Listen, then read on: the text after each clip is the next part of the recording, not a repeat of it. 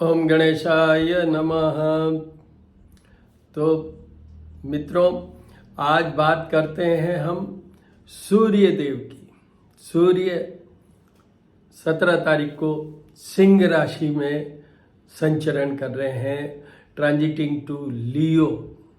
सूर्य अभी कर्क राशि में है, वो 17 अगस्त को सिंह राशि में आएंगे, तो उनकी बात करते हैं। तो सबसे पहले जपाकुशुम शंकाशम काश्यपेयम आदितिम तमोहरिसर्पापग्नम प्रणतो अस्मि दिवाकरम। ओम सूर्याय नमः। ओम ह्रीं घणीं सूर्यादित्याय नमः। सूर्य देव का अब एक ब्रीफ बता देता हूँ। 17 अगस्त को आएंगे और 17 सितंबर तक सिंह राशि पे विराजमान रहेंगे, उसी राशि पे रहेंगे। दूसरा, इनके साथ में ओनली फॉर 17 मतलब 17 तारीख को मंगल साथ है, बुध साथ है। 18 को मंगल आगे चले जाएंगे, तो ये सूर्य बुध की युति चलेगी फुल टाइम पीरियड, मतलब पूरे महा सूर्य बुध साथ रहेंगे। ये बात अलग है कि बुध 7 डेज के बाद में ही वक्री होने से नजदीक आएंगे सूर्य देव के। और जैसा आप सबको मैं बता चुका हूं कि 10 डिग्रीज में सूर्य के आते ही सब ग्रह अस्त हो जाते हैं, तो ये भी अस्त हो जाएंगे। और मोस्ट ऑफ द टाइम ये इनका जो स्टे होगा, सूर्य बुध का साथ युति होगा, उसमें बुध अस्त होंगे। हालांकि इसका दोनों का इन्फ्लुएंस क्या, दोनों साथ में होने से फायदा क्या, उसमें ये फायदा है कि सूर्य बुध बुध आदित्य योग कहलाता है। सूर्य पावर देते हैं और बुध आपका बुद्धि देते हैं, तो उन दोनों की बुद्धि और पावर के कारण ये बहुत अच्छा अन्योन्य योग है व्यवसायियों के लिए, जो जॉब करते हैं, परफॉर्म करते हैं, उन सब के लिए। तो इसलिए वो इतना इम्पोर्टेंट माना जाता है। पर फिर भी कुछ असर तो रहेगा बुध का भी। अब एक और तीसरा प्लेनेट और इनके साथ है, युति टाइप ही समझ लीजिए। वो इनके साथ नहीं है पर बिल्कुल सामने है, और वो है शनि देव। शनि और सूर्य दोनों अपोजिट है। तो ये एक ऐसा माह है जबकि शनि और सूर्य आमने सामने होंगे, स्ट्रांग है। और उसमें ये, और साथ में बुध शनि के मित्रता है। पर ये तीनों के कॉम्बिनेशन से ये बता दूं कि कुछ राशियों के बारे में मैं बताऊंगा जिनका कि 7th हाउस इफेक्ट हो रहा है, बताऊंगा जिनका कि 7th हाउस इफेक्टिव हो रहा है, 12th हाउस इफेक्टिव हो रहा है, 5th हाउस इफेक्टिव हो रहा है, 3rd हाउस इफेक्टिव हो रहा है। उन सब को उससे थोड़ा सा यह है कि उस पीरियड में, इस पीरियड में उन सब राशियों वालों को थोड़ा सा ध्यान रख के चलना है। 2nd and 8th हाउस में जो एस्पेक्ट होगा उनको भी ध्यान रखना पड़ेगा, तो वो मैं अभी बता दूंगा आपको। But this is not a good combination. पहली बात, बुध अस्त हो जाएंगे तो वो भी थोड़ा वीक हो गया, और सामने शनि है, तो ये कोई बहुत अच्छा पीरियड नहीं है किसी भी व्यक्ति के लिए। सूर्य का प्रभाव अच्छा लेने वालों के लिए, और जिनको प्रभाव बुरा आएगा अभी बताएंगे, हम बात करेंगे, उनके लिए डेफिनेटली ये पीरियड थोड़ा कमज़ोर रहेगा। मैं उपायों की बात कर लेता हूँ, क्योंकि मुझे जब भी मैं ये कहता हूँ पिछले वीडियो में देख लो, तो लोग बात कहते हैं कुछ तो इसमें बता दिया करो।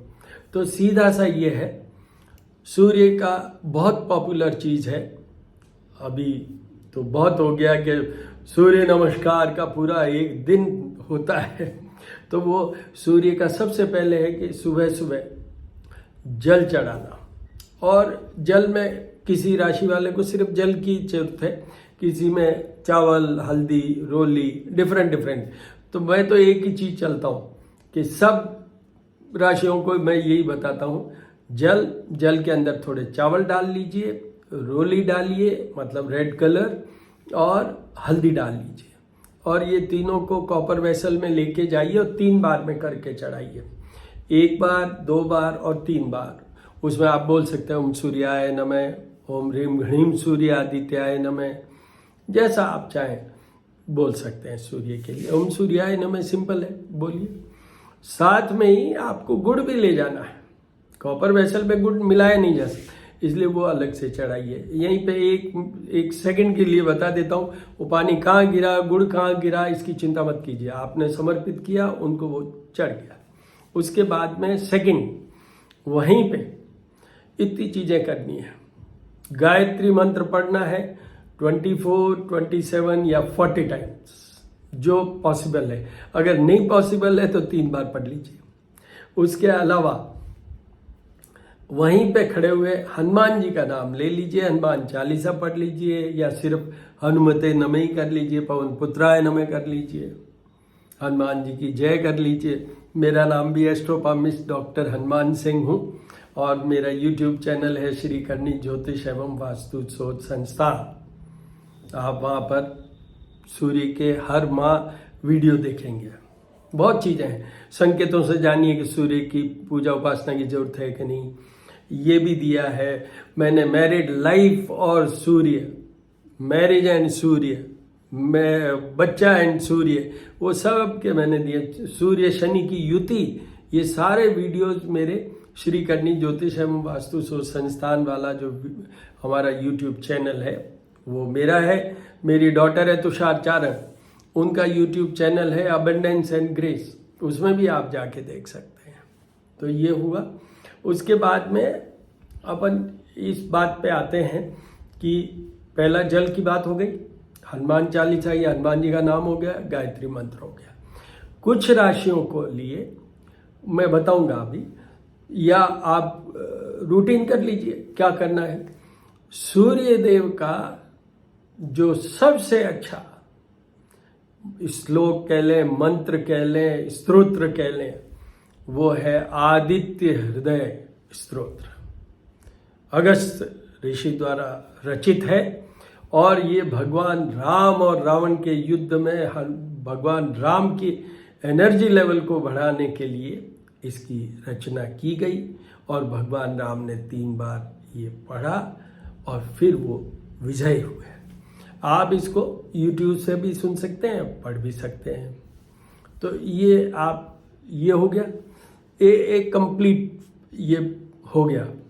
उसके बाद में कुछ राशियों में जाप और पूजा करवाने की भी जरूरत पड़ सकती है, वो भी बताऊंगा। वो कौन से जाप?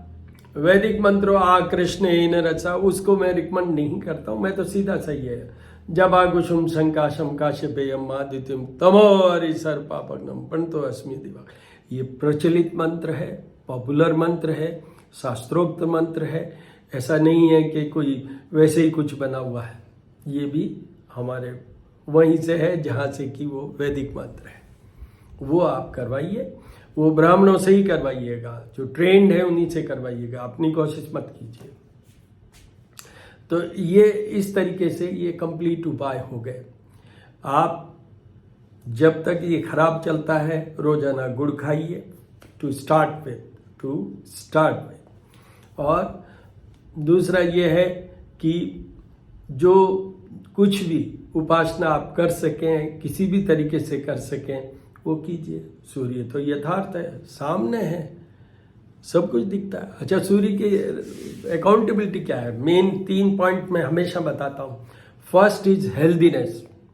देखिए, जन्म कुंडली में 12 घर होते हैं, 12 हाउसेस। उनमें हम जब किसी की हेल्थ की बात करते हैं तो we see the first house, 6th house, 8th house, 12th house, mainly 6th, 8th and 12th। छठा घर तो है शत्रु, रोग और पीड़ा का ही। 8th house is house which will tell you, the house where you can know the cause of death when you will die. 12th house is house of losses, जिसमें शरीर से भी लॉस मतलब बीमारी होती है। इसलिए ये 6th, 8th and 12th house जो हैं ये बीमारी के लिए देखते हैं। उन घरों के कौन मालिक हैं, कौन ग्रह हैं, कौन देख रहे हैं, उससे हम देखते हैं। बट जनरल वे में कोई भी उसके मालिक हो, कोई भी कुछ हो, पर अगर आपको क्रिटिकल है, आप क्रॉनिक बीमारी है, आपको बहुत तकलीफ होती है, रोजाना कुछ और कुछ चलता है, तो उसमें वो जो जनरल जो आपको हेल्दीनेस से परिचय करवा सकते हैं, और वो है सूर्य देव। तो उनकी तो पूजा करनी है। फिर 6th लॉर्ड कौन है, 8th लॉर्ड कौन है, 12th में कौन प्लेस्ड है, उनका वो बाद में देखना, पहले सूर्य। तो सबसे पहला पॉइंट सूर्य का है हेल्दीनेस। सेकंड, जितने भी प्रशासनिक काम है, चाहे आप बिजनेस में हैं, चाहे आप जॉब में हैं, चाहे आप कुछ भी करते हैं, जितना भी प्रशासनिक, आप अगर IAS हैं, IPS हैं, तो डेफिनेटली सूर्य तो अच्छा ही होगा, पर वो ऐसे कामों के लिए भी है। और आप बड़े सेठ साहब हैं, आपकी कई सारी फैक्ट्रीज हैं, कंपनीज हैं, उनके आप हेड हैं, उनके भी सूर्य होता है। सूर्य नेम फेम भी देते हैं, तो सूर्य कारागार में भी ले जाते हैं। बेइज्जती जिन किन्हीं के सूर्य डिफेक्टिव होगा, they will face insult so many times. बीच में कहाँ किस रैकेट में फंस जाएंगे पता ही नहीं चलेगा। तो 2, तीसरा, सूर्य देव को स्वयं को भी थोड़ा कमजोर था वैवाहिक जीवन, तो वैवाहिक जीवन में भी इनका बहुत बड़ा रोल है। उसका मैंने वीडियो डाला हुआ है, मैरिड लाइफ, हैविंग बच्चा, प्रोमिजिंग बच्चा, इस टॉपिक से एक मैंने सीरीज चलाई, वो है मेरे श्री करनी ज्योतिषम वास्तु शोध संस्थान, जो मेरा YouTube चैनल है, उस पर डाला हुआ है, अपलोड किया हुआ है। उसमें यह है कि शुरू तो मैंने किया था Mangal and this marriage and all, फिर उसके बाद में चंद्रमा, फिर करते करते मैं सूर्य, शनि, बुध, सबसे इंपॉर्टेंस ज़्यादा मैंने बुध को दी है, बट आप अभी सूर्य की बात हो रही है, इसलिए मैं ये कहूँगा कि आप वहाँ देख सकते हैं। और किसी के भी कॉम्बिनेशन में सूर्य शनि हो या एस्पेक्ट हो, जैसा भी होगा, वो हमेशा उन घरों में जहाँ एस्पेक्ट होगा उनको थोड़ा सा कमज़ोर करता ही है। तो ये हो गया, ब्रीफ भी हो गया, उपाय भी हो गए, और किन बात के लिए हैं मैंने बता भी दिया। और तो वो बहुत सी बातों के लिए, हड्डियों का दर्द हो गया, विटामिन डी की बात करें, क्योंकि सूर्य सन रेज ही तो हमें विटामिन डी देती है। By that we have good stout personality, या अच्छा हमारा स्केलेटन सिस्टम होता है। डॉक्टर हूँ इसलिए बता रहा हूँ। तो ये आपका हो गया। अब अपन तो सीधा आ जाते हैं राशि वाइज। मेष राशि, मेष राशि के ये 5th हाउस में आएंगे, विच is house of output, performance, love life, संतान। तो लव का और सूर्य का कोई मतलब नहीं, बट आउटपुट और परफॉर्मेंस उनकी बहुत अच्छी होगी। सामने उनके है शनि, सूर्य बुध यहाँ है और सामने शनि है, and that Shani is in the house of profit. तो ये इनका जो आउटपुट और परफॉर्मेंस होगा, जो भी होगा, उसमें प्रॉफिट में शायद थोड़ा सा कम रह जाए, वरना इनके एब्सोल्युटली, अगर मैं इंडिविजुअल लूँ सूर्य की बात करूँ, तो इट्स ए गुड हाउस और बहुत फेवरेबल है। तो उनको कोई विशेष उपाय नहीं, जल वाला तो वैसे भी करना चाहिए और करना ही चाहिए। उसके बाद आइए वृषभ राशि। वृषभ राशि की 4th हाउस में आएंगे, house of property, house of happiness, house of mother, और सामने 10th हाउस है जॉब, कैरियर, बिजनेस।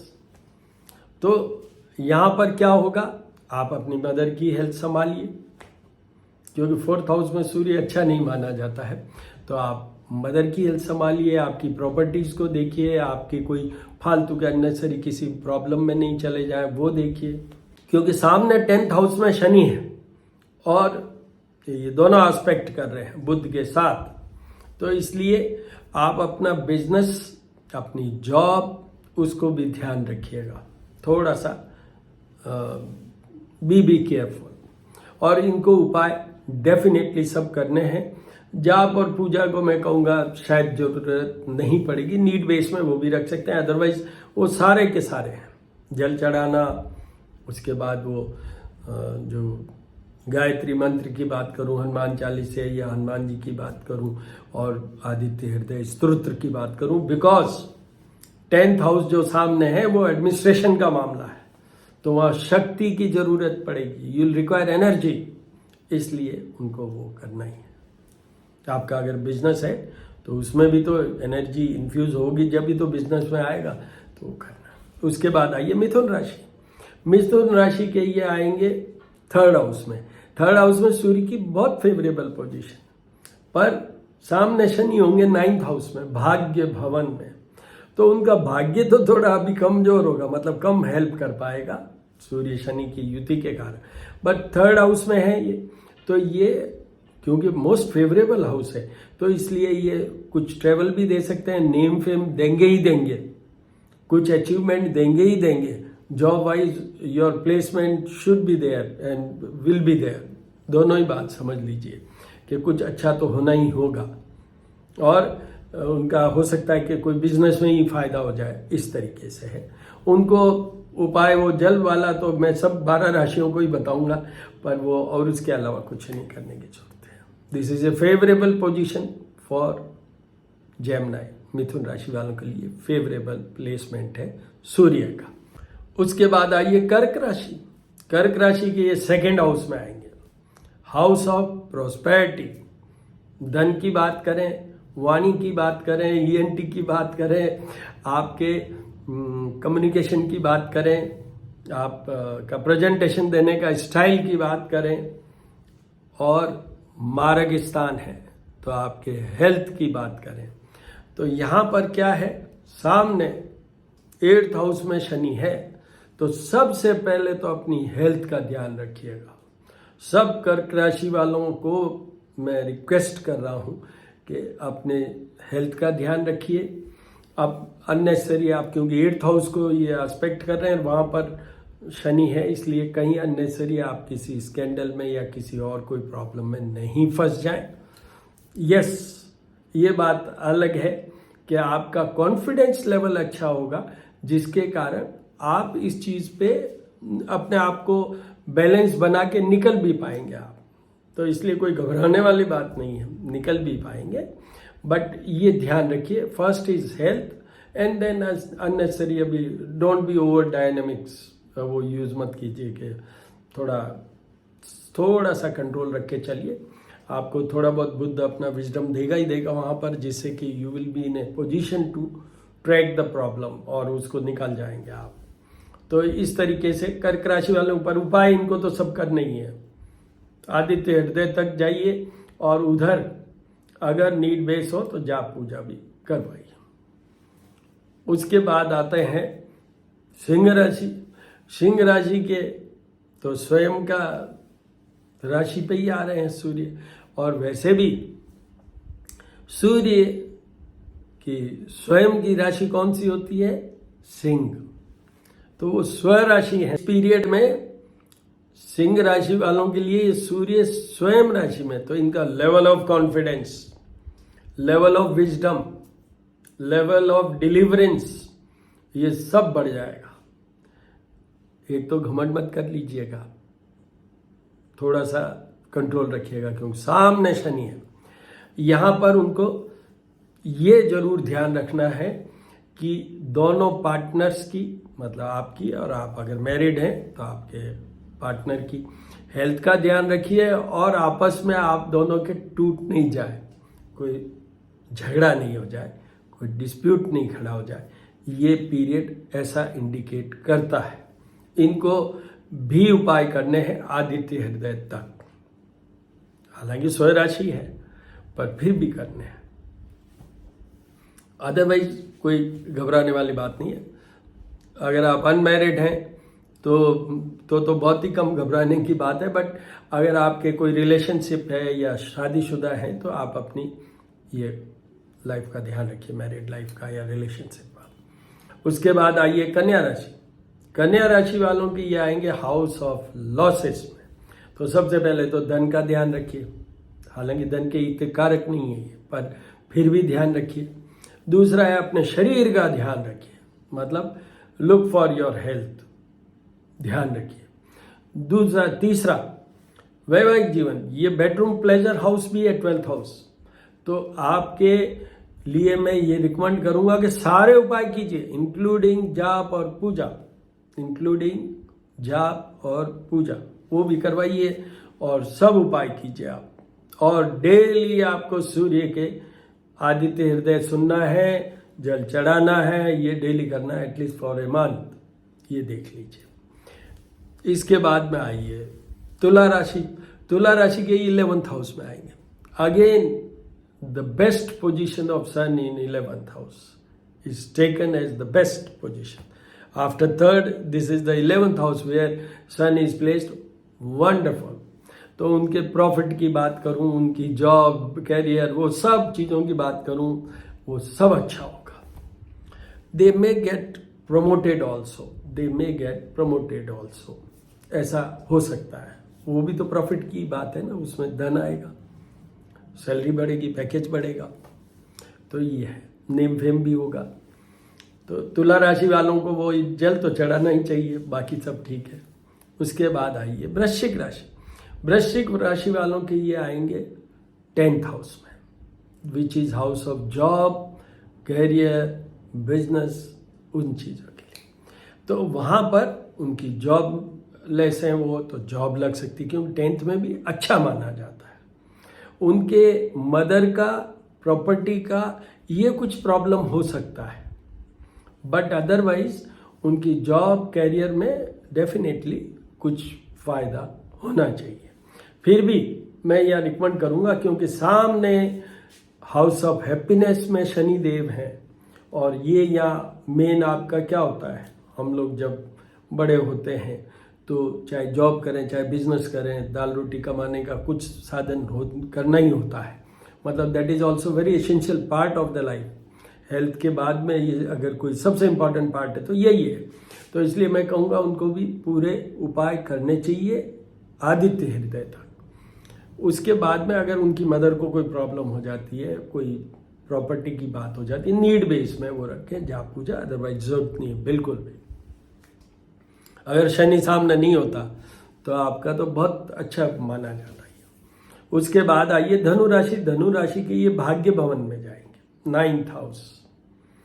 तो भाग्य में सूर्य के कारण दो चीजें होती है, या तो आपका भाग्य के कारण कुछ अच्छा हो जाता है, या आपके पिता अगर हैं और आप छोटे बच्चे हैं तो पिता का भी बहुत अच्छा फायदा देता है।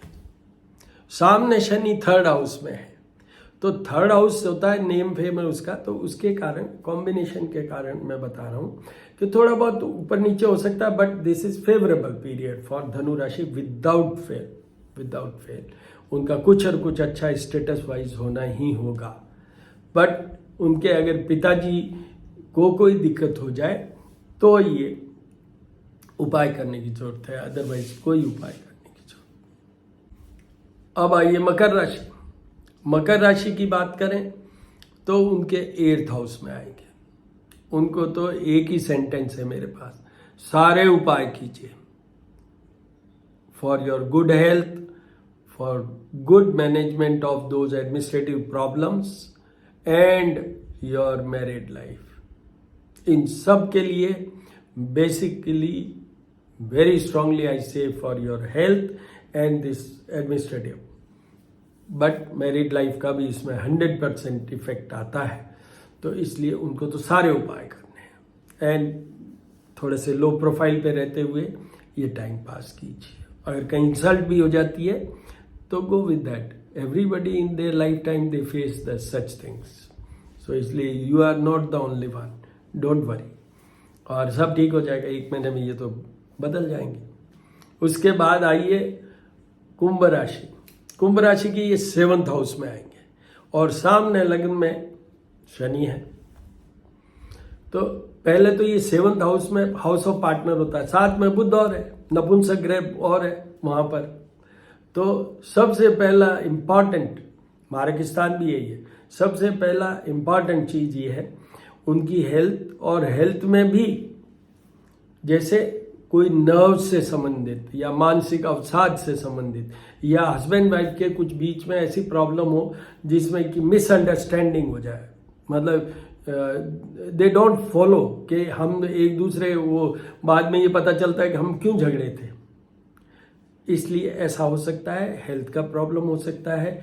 यहाँ पर ये आपको एक चीज़ अच्छी देंगे, केंद्र स्थान में सूर्य है तो डेफिनेटली आपका जॉब प्रोफाइल को ठीक करके रखेंगे, जॉब प्रोफाइल को ठीक करके रखेंगे। उनको भी सारे उपाय करने हैं। नीड बेस में जाप पूजा भी रखिए, ये कुंभ राशि वालों। उसके बाद आइए मीन राशि, उसके बाद अंतिम राशि मीन राशि के लिए ये मैं कहूँगा ये आएंगे 6th हाउस में। 6th house is also one of the best, तो वहाँ पर उनके सब अच्छा होगा। अगर उनके कोई किसी से शत्रुता है तो वो सब दब जाएंगे। सूर्य अच्छा, शत्रु कहाँ टिक पाएंगे। पर यहाँ पर एक ही चीज़ का ध्यान रखना है, एक हेल्थ का, एक आपके पार्टनर, अगर in case if you are married तो पार्टनर के साथ रिलेशन। क्यों? शनि उधर 12th हाउस में है, 7.5 चल रही है आपको, और इधर ये सूर्य बुध 6th हाउस में है। बुध नपुंसक ग्रह इनके साथ है सूर्य देव के, तो वो इम्पैक्ट इफेक्ट आ सकता है कि यू मे हैव सर्टन थोड़ा खींचातानी हो सकती है हस्बैंड वाइफ में। और दूसरा पॉइंट है हेल्थ, ये शत्रु रोग पीड़ा का घर भी है, तो हेल्थ का तो रखना ही है। तो आप देखिए, इसको मैं ब्रीफ करता हूँ, इनको सारे उपाय करने चाहिए किनको? मीन राशि वालों को, एक्सेप्ट जाप और पूजा। अब मैं बताता हूँ कि ये ब्रीफ कर देता हूँ पूरा। देखिए, किन लोगों को जाप पूजा तक पहुंचना है, जो मैंने अभी उपाय बताए उसमें सबसे पहले आइए मकर राशि, फिर आइए कन्या राशि, फिर आइए मीन राशि। ये एक कैटेगरी है। दूसरा नीड बेस में आइए, नीड बेस में आइए तो सबसे पहले वृषभ राशि, क्योंकि उनके 4th हाउस में चलेगा। उसके बाद में कर्क राशि को भी जरूरत पड़ सकती है। उसके बाद आइए सीधे, वो आइए वृश्चिक में। जाप पूजा का नहीं कह रहा हूं मैं बात, वह आदित्य हृदय तक का, वो उनको भी पड़ सकता है। और कुंभ राशि को, उनको भी पड़ सकता है। ये 2 कैटेगरी वालों को देखना है। अब तीसरी कैटेगरी बताता हूं, आपकी जन्म कुंडली को हाउ यू आइडेंटिफाई कि सूर्य फेवरेबल है या नहीं है। देखिए, आजकल तो कंप्यूटराइज्ड हॉरोस्कोप्स होती है, तो आप पूरा देख लीजिए। असेंडेंट लग्न से शुरू होइए और फिर उसके बाद में वहाँ पर जाइए। जैसे सूर्य कोई भी राशि का हो, अगर 6th, 8th और 12th हाउस में है तो उनको वैसे भी उपाय हर समय सूर्य के वो आदित्य हृदय तक करना चाहिए throughout their life. This is a. B, 15 अक्टूबर से 15th of October to 15th of November तक जिनका भी जन्म हुआ है, उन सब के सूर्य 7 फिगर पे है। 1-2 दिन आगे पीछे हो सकता है, किसी के नहीं भी हो, बट 7 फिगर पे है। जो तुला राशि होती है 7 फिगर, उस पे सूर्य नीचस्थ होते हैं, नीच राशि के होते हैं। तो अगर ऐसा है तो उनको पूरे जीवन भर ये सूर्य के उपाय करने हैं, चाहे सिंह राशि का सूर्य चल रहा हो और चाहे कर्क का, चाहे कन्या का। जरूर उनको तो जाप पूजा तक करवा लेना चाहिए। और अगर वो जाप पूजा करवाते हैं तो उनके लिए प्रेफरेबल, अगर वो 6th, 8th, 12th में नहीं है या इस कैटेगरी में फॉल नहीं कर रहे हैं जिसमें मैंने अभी बताया कि जिनको जाप पूजा अभी करवाने की जरूरत है, तो उनको जनरल वे में, अगर आपके जन्म, मैं उन सब लोगों को कह रहा हूँ जो कि 15th ऑफ अक्टूबर से लेके 15th of November, but you identify directly in case the sun is placed on figure 7 तुला राशि, वो आपके चार्ट में लिखा होगा, तो उनको जब सूर्य नीच का चलता है साल में, अक्टूबर 15 to 15 नवंबर, उस समय जाप पूजा करवाइए, ये याद रखिए। तो ये हुआ भाई और बहनों या फ्रेंड्स, और आप एंजॉय कीजिए। अब जो सेकंड चेंज, ये 17th को, ये 18th को मंगल चेंज हो रहे हैं। एक दिन के लिए मंगल सूर्य के साथ रहेंगे 17th को, तो उसका कोई विशेष नहीं है क्योंकि वो तो जस्ट गोइंग अवे। ये तो अब नेक्स्ट वीडियो आपको मैं मोस्ट प्रोबेबली तो कल ही बनाऊंगा, और वो होगा मंगल का गोचर। आप देखिए, श्री करनी ज्योतिष एवं वास्तु शोध संस्थान मेरा यूट्यूब चैनल है।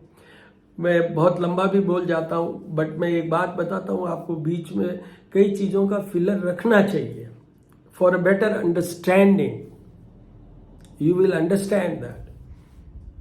सूर्य देव के लिए, सूर्य देव को चंदन लगाइए, रोली लगाइए, हल्दी लगाइए, जो अपने घरों में ब्रॉन्ज के या कॉपर के जो भी बने हुए सूर्य के होता है, उसमें आप वो लगाइए। उसमें मंदार का पुष्प चढ़ाइए। सफ़ेद आग की जो लकड़ी होती है, सब आकड़े की आग, आपके वहाँ क्या कहते हैं, बट अदरवाइज मंदार वर्ड और आग का आप कहीं भी लिखेंगे तो यू आइडेंटिफाई। तो उसका पुष्प सूर्य देव को चढ़ता है। और आग की लकड़ी से जब हम हवन करते हैं, कोई भी हवन करते हैं, नवग्रहों के हवन करते हैं, तो आग की लकड़ी इनकी समिधा होती है, मतलब उस लकड़ी को डाल के हम हवन करते हैं। तो सफ़ेद मंदार का पुष्प जरूर चढ़ाइए उनको। और बाकी आप गुड़ खाइए, गुड़ का प्रसाद सूर्य देव को कीजिए। बहुत करने को तो बहुत कुछ करते हैं। देखिए, ये नगीनों की भी बात करते हैं। रूबी इज़ द ये stone for sun, but I don't recommend, normally I don't recommend, क्योंकि उसके लिए अगर आपको पहनना है, ठीक है पहनिए, ज़रूरत है तो आप अच्छे से सलाह करके पहनिएगा, अच्छे से सलाह करके पहनिए। तो वो चीज़ है। किसी दिन आपको सूर्य का अगर ले रहा या किसी में भी ये बताऊंगा आपको कि पहले जो राजा महाराजा और बादशाह थे, वो नगीने पहनते थे, पर वो टाइम फेज पे बदलते रहते थे। शनि का ढैया आ गया, सारे नीलम उतार दो। शुक्र खराब आया, सारे डायमंड उतार दो। सूर्य खराब आया तो सारा ये उतार दो, ये रूबी।